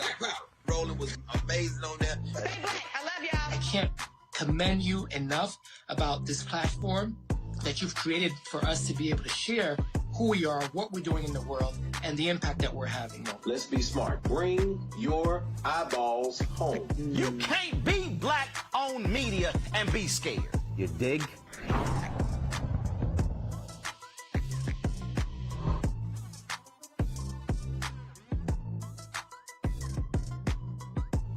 Y'all know who Roland Martin is. He got the ascot on. He do the news. It's fancy news. Keep it rolling. Right here. Rolling. Roland Martin. Right now. You are watching Roland Martin Unfiltered. I mean, could it be any other way? Really? It's Roland Martin.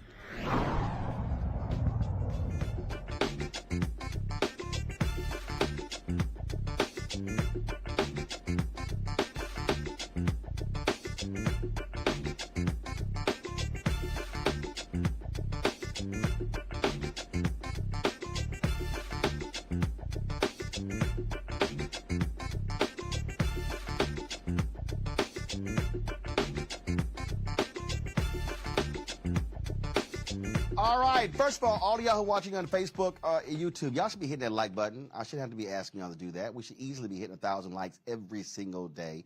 And so, look, y'all got about 300 to go on YouTube. So this ain't that hard, y'all. Click the damn button, okay? Don't have me asking y'all to do it. Facebook, hit the share button, hit the like button as well, so we can affect those algorithms. Please do that, all right? And speaking of social media, technology, yes, YouTube, Google. Attorney Ben Crump is involved in a case in Silicon Valley where black employees are making some serious allegations against Google. They are claiming discrimination by the company with a pattern of racial discrimination towards minority employees. Of course, a variety of allegations here. Ben Crump is a civil rights attorney, and the plaintiffs is April Christina Curley, Desiree Mayon, Ronika Lewis, and Chloe Sled. Glad to have all of you here. So exactly what are y'all charging the allegations against Google? Well, we announced today that we're expanding the class action discrimination lawsuit on black employees at Google to include black applicants who were denied, we believe, because of race. And we have added these brave women to the lawsuit, and they can tell you better than I what they have been enduring at Google. I mean, it is not just implicit bias, it's flagrant racism, like Google worker said when a black employee on a company out and got sunburned, how do you all get sunburned? I thought that's why they had slavery. Y'all don't get sunburned. And the HR, when this black employee complained, said just try to leave it with the best intentions. Is that what assume the best intent? Assume the best intent. So from there, they'll tell you about some of their experiences, Roland Martin. Okay, go ahead. All right, so that person he was referring to is me. Basically went on a company outing, came back with a sunburn, and the end result was me being told that black people don't get sunburned because of slavery. This is the reason why you can't, because black people can't get some. This is why we were owned as property.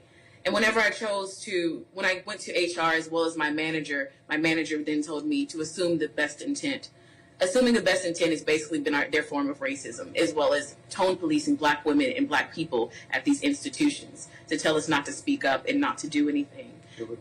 As well as another example is whenever I was trying to even just go to the restroom on the second floor at the Google campus. The big thing that you will constantly hear about us is we get badge police constantly to it because we don't belong there is what we've been told. So whenever I was asked trying to go to the second floor to go to the restroom, I was then told that my people don't belong there. Why am I there? What do I need to be there for? And then she continued to follow me around the entire building to police me being there, inclusive of security. When I reported that to the management as well as when I reported it to HR, I was told yet again to assume the best intent. And then again, when I was bringing up these conversations to our chief of staff as well as our leadership about these things after George Floyd, right after George Floyd, I was told, why do I feel the need to bring my blackness to work? And lastly, I mean, for me, I never knew that I could take my skin off and hang it, but this is where we are. And this, whenever I reported that yet again to HR, again, I was told to tone police to say, assume the best intent. Thank you. Wow. Yeah, Roland, listen, first of all, thank you for having us here. I'm going to tell you, you're doing new media before new media was new media as a term. You know what I mean? You've been bringing this type of news to the collective, to people, letting them know what's really up on these streets. So I just want to say thank you for doing that, for the decades of doing that. Appreciate it. And, so for me, I joined Google almost 2.5 years ago. And during the pandemic, I started February 3rd and volunteered and went out here to be on this COVID task force trying to figure out how do we help people get tested for COVID. I had Googlers telling me, like, are you even smart enough to work at Google? You should be a DoorDash driver. One guy stole my phone, my work phone, my Google phone that they issued me, and then lied about it, helped me look for it, right? You know what they say about those people. He helped me look for it, so I should have known it was him. And then the next day he came back while I was still looking for it and said, I had it the whole time, pulled it out of his backpack, and everyone in the room just dropped their head. And then one guy said, listen, don't let him get to you. Every third person here is just like that. And I wish I could tell you that that's the worst of it, but it just keeps getting worse. I mean, we were on a huge customer trip out in D.C. area, shout out to the DMV folks out there. And we were at a country club having dinner, celebrating a great day with a customer. And a white guy turns to me and says, nothing would make him happier than to see me take this bone off of this other guy's plate, not even my plate, and bite into it. Why would that make you happy? And again, no one said anything. Everyone at the table, it got quiet, right? And they just dropped their heads, and it's like, this is pervasive. But again, I wish these were the worst things. I mean, we know what the ills of racism are. We know that this is trauma that's carried deep in our genes and all of these different things. But, I've had times where my dad died, and after my father died, I come back to work and was working diligently and told my manager, hey, I want to take some time to spend with my mom for her birthday, just this weekend or just the day or whatever, Monday, Tuesday, whatever her birthday was. And he said to me, Can't someone else do it? My dad had just died. This is her first birthday without my father. And his response was, can't someone else do it? And I noticed when other people had problems, parents dying or relatives, because, this is the pandemic. Let's keep it real. A lot of people have been lost during this time. They didn't get that. They were given whatever you need. My heart goes out to you. He angrily said to me and leaned into the camera, can't someone else do that? But, beyond just these type of small things, there are things where financial impacts, right? We talk about wealth wage gap and inequality. We're underpaid, we're underleveled, right? And, we're not either getting the promotion or even getting hired. Some people aren't making it through the door. I've seen more black people, and April, she's the guru on this. I've seen more black people apply and get rejected. And this is all by design. We're finding out that this is really all by design, right? To keep us out. They never designed Google to be for us in the first place. You know what I mean? So. Yeah. Hi, Roland. It's such a pleasure to talk with you today. I think my sentiments are similar to my beautiful sisters here, in that my experience as a black woman at Google was toxic. I had a white manager tell me that I was intimidating to her, and she looked over me for leadership opportunities. She told me that the way that I speak, often with the Baltimore accent, was a disability. She told me that my promotion could not be approved because Google could not afford it. And so those experiences were true, but the lens that I want to double down on really quickly is through my recruitment efforts at historically black colleges and universities. For 6 years, I was Google's most successful diversity recruiter, bringing in over 500 black and brown talented students into technical roles. Prior to my role in 2014, Google had hired 0 HBCU students into technical roles. I brought in over 500, so the talent was there, and the barriers that my students faced to get hired at Google were the barriers that I had to break down and be vocal about. Barriers such as recruiters tossing my students' resumes out of the window because they had an HBCU name on their resume that they hadn't heard of before. Recruiters giving my students harder interview questions to trip them up. Interviewers telling students that they weren't googly enough, which we now know means they weren't white enough. So the barriers that existed, I was very vocal about. Google, instead of rewarding me for that, terminated me. And so that's why we're here. This is why we're fighting. Amen. And so, so you filed this class action lawsuit. Ben, have you been hearing from other folks sharing their own experiences, some who may be afraid to join this lawsuit? So how has that been going? And has there been any response thus far from Google? Yeah, Roland, that's why I applaud these brave sisters for speaking up, because there are a lot of people who are suffering in silence, but because it's income, they won't say anything about it. I have one last sister to tell you her experience, Roland, because it is quite significant. Chloe?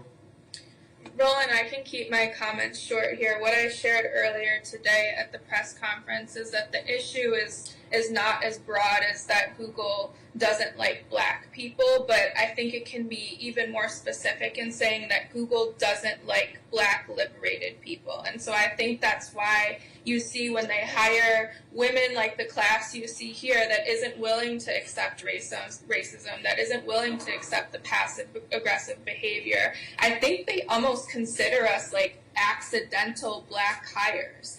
And so when they identify us within the company, they really put the entire weight of the system on us to forcefully push us out. And so for me, I experienced lower pay. I didn't get the promotions that I was told I would get. I experienced sexual harassment. I experienced racial harassment after trying to mobilize internally on behalf of Mike Brown Jr. and his family after he was murdered in Ferguson. So those are the things that I experienced.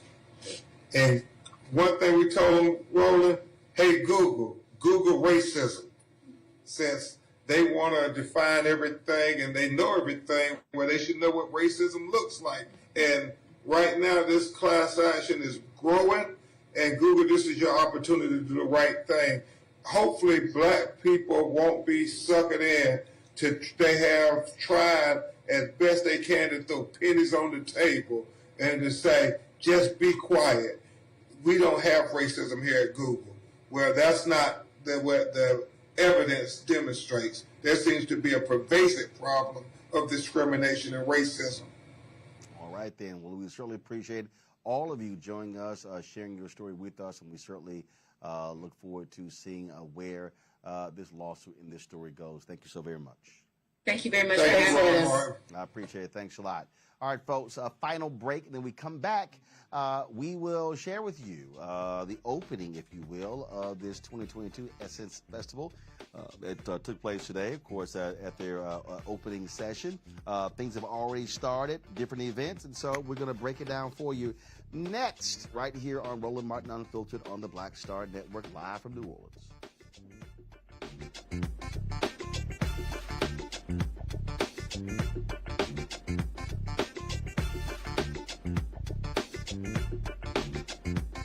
Of course, I looked up to Spike Lee.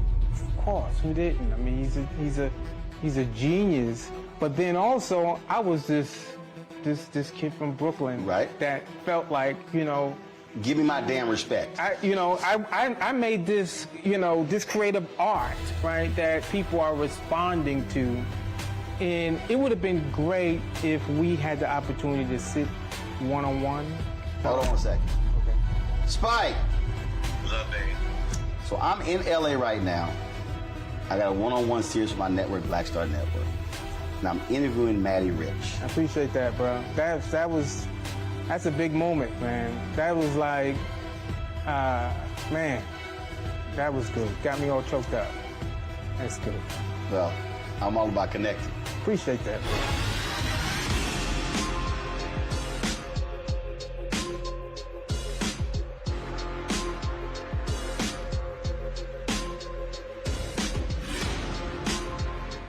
Made the simple way. With real lemon juice, 75% less sugar, and say yes to simple.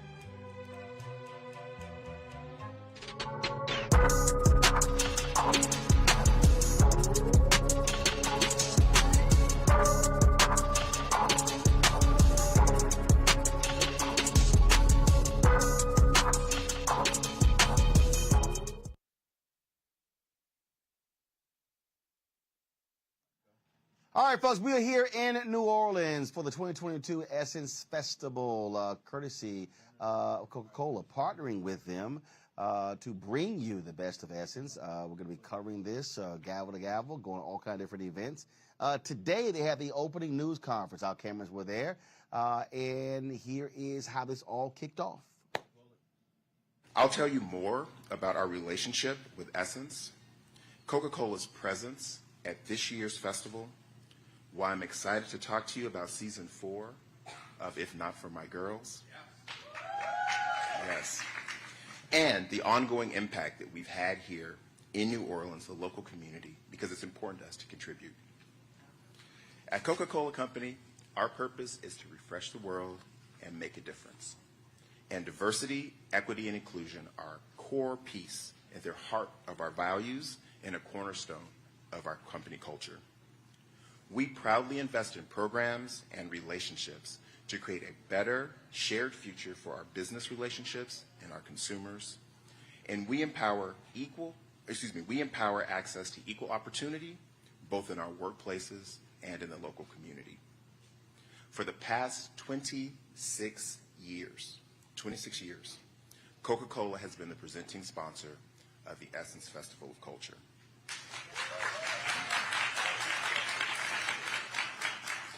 Together with Essence, we've demonstrated the power of building a strong, inclusive community. And today, I'm pleased to announce that Coca-Cola recently renewed our relationship with Essence. We've expanded our relationship, so over the next 5 years, we will continue our commitment to the community and the impact to women's empowerment.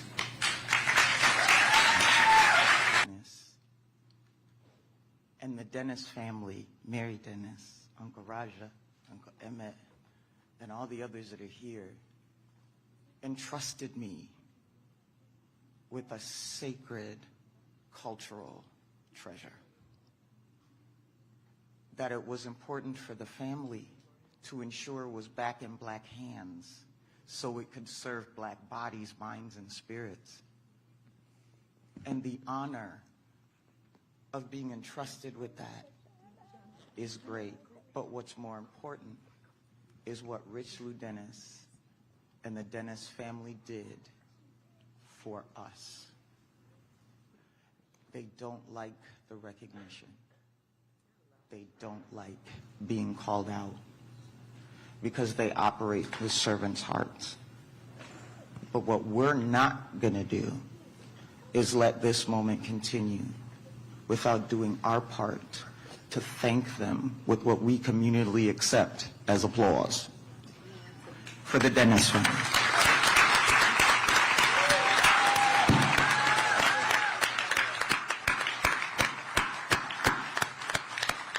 We're done. And as we gather here again in the city, we will never depart. We have the opportunity for the first time to have our festival be live and virtual, so that our global diasporic community can be with us even if they ain't with us. And we can be with them even if we're not with them. And what that unlocks is the power that Black joy needs to fuel so we can return Blackness to greatness in the way we should have always had it. I'm so excited.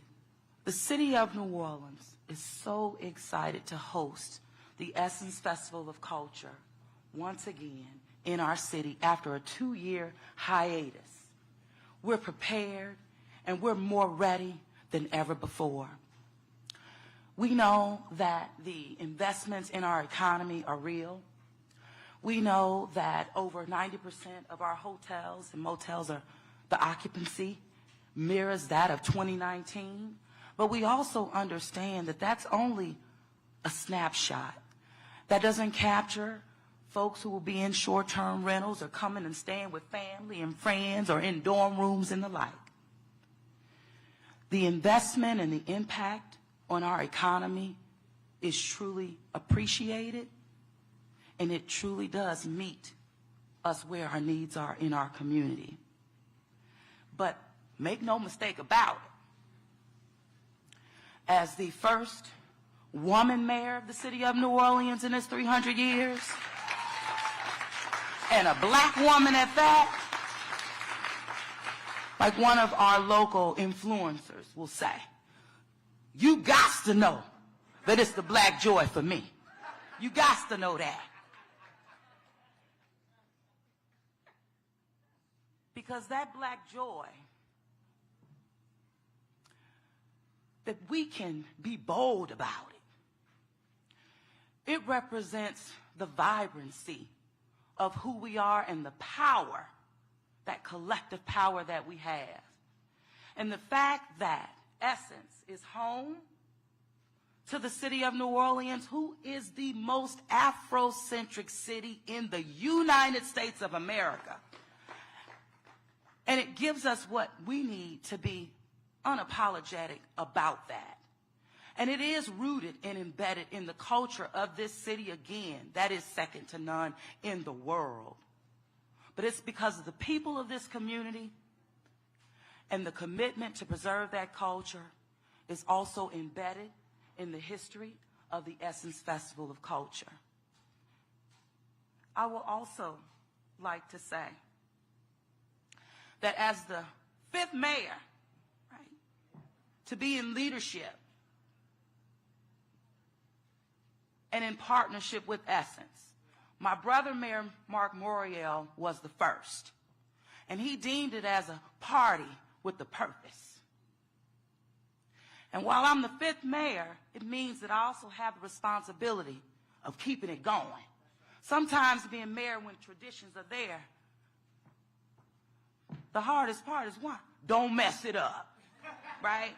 You keep building, you keep growing, because it's also about the community and that collective community and the investments, not just in the city of New Orleans, but in the Black community across America. I also would have to say that, you know, when Caroline mentioned about what that joy means and to refuel, I have to be honest about it. I need that too. And it's leaders across this country and mayors who are on the front lines leading like no others are, We need this, and I'm one of them.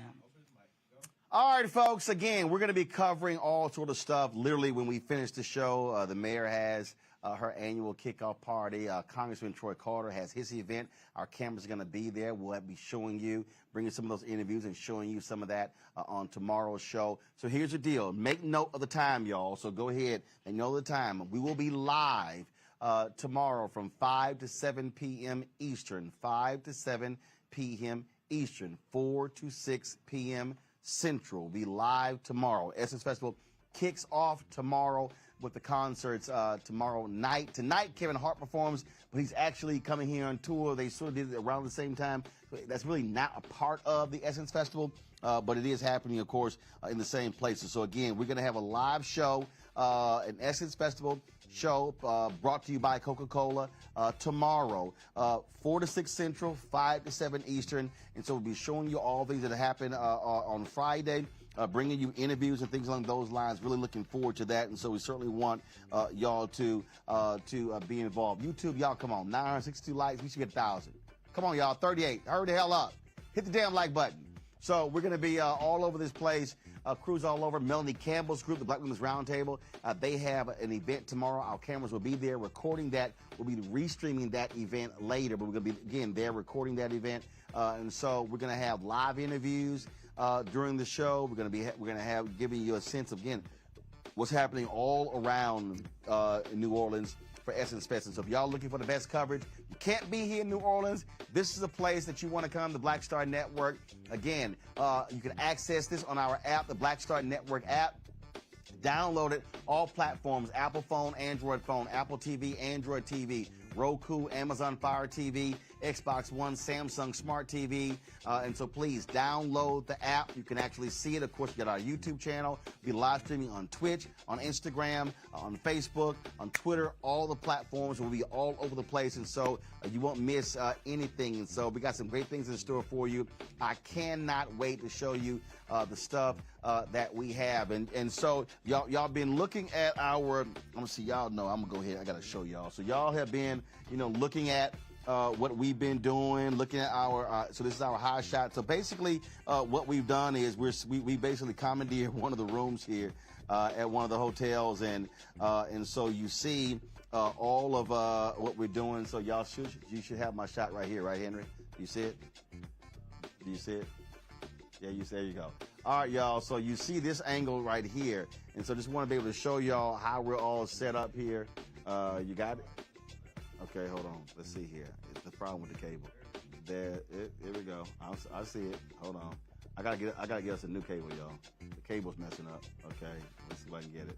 I'm trying to show y'all the whole setup. All right, it's not working. So it's the cable here. So let me go ahead and go to Amazon. Corey, move. Right? Okay, go to it now. All right, so now y'all see we're all set up in here. Oops, we lost a shot. There you go. So you see how we're all set up in here. Yeah, we packed like sardines in this joint. But it's all good. We are here again. So this is going to be our broadcast central. Doing interviews here, doing interviews from the Road-Mobile, doing interviews on location as well. And so y'all definitely want to check it out. I'm telling you, we got some great stuff. So nobody else is doing like we're doing, and we certainly want to appreciate Coca-Cola. We partnered with them for the Me X Wack Challenge, the Bayou Classic Celebration Bowl, and so we're doing the same thing here. And so it's really going to be great, the things that we're doing and how we are, again, giving you a sense of what's happening here in New Orleans. Let me also shout out, if y'all come to New Orleans, or even if you're not here for Essence, you're coming later. When I said to Mark, there were 3 black restaurants that we have visited in terms of supporting them, spending our money in those locations. And so, all right, so this here is Morrow's Cafe. Morrow's Cafe, Morrows Cafe. Y'all, the gumbo was fantastic. Look, I make gumbo, y'all. I know gumbo. That was a damn good bowl of gumbo. Morrow's Cafe is a black-owned restaurant that we went to. Now, the first night, I did not take a photo. Yo, what was the name of the place? Barrows? Okay, Barrows Catfish. So we went to another black-owned restaurant called Barrows Catfish, and so y'all can check that place out. bad roast catfish, and so you want to do that. Now, Henry sent me this photo here, y'all. So Leah Chase, we always used to go by Dookie Chases. She, of course, longtime chef. She died 96 years old in 2019. We interviewed her, this was in 2017. We came through New Orleans for Essence, and so we always make a point of going by Dookie Chase. Her spirit still is there, and so we had an opportunity to swing by. Her son was there. We took a group photo. This, of course, is also right there in the pink. Of course, one of the family members, and so we certainly still support what they do. You see, damn, how hard are you cheesing, Brittany and Alex?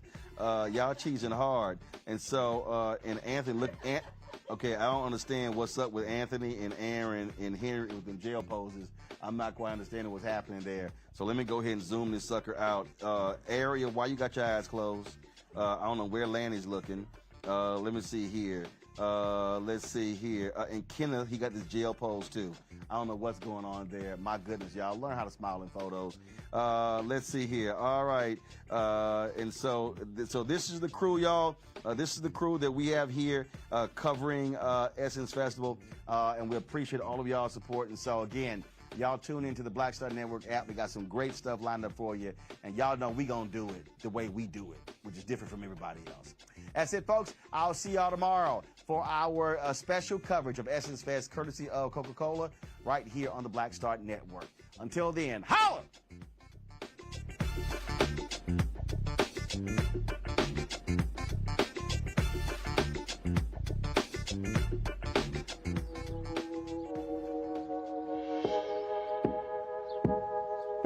Hold fast to dreams. For if dreams die, life is a broken-winged bird that cannot fly. Hold fast to dreams. For when dreams go, life is a barren field, frozen with snow.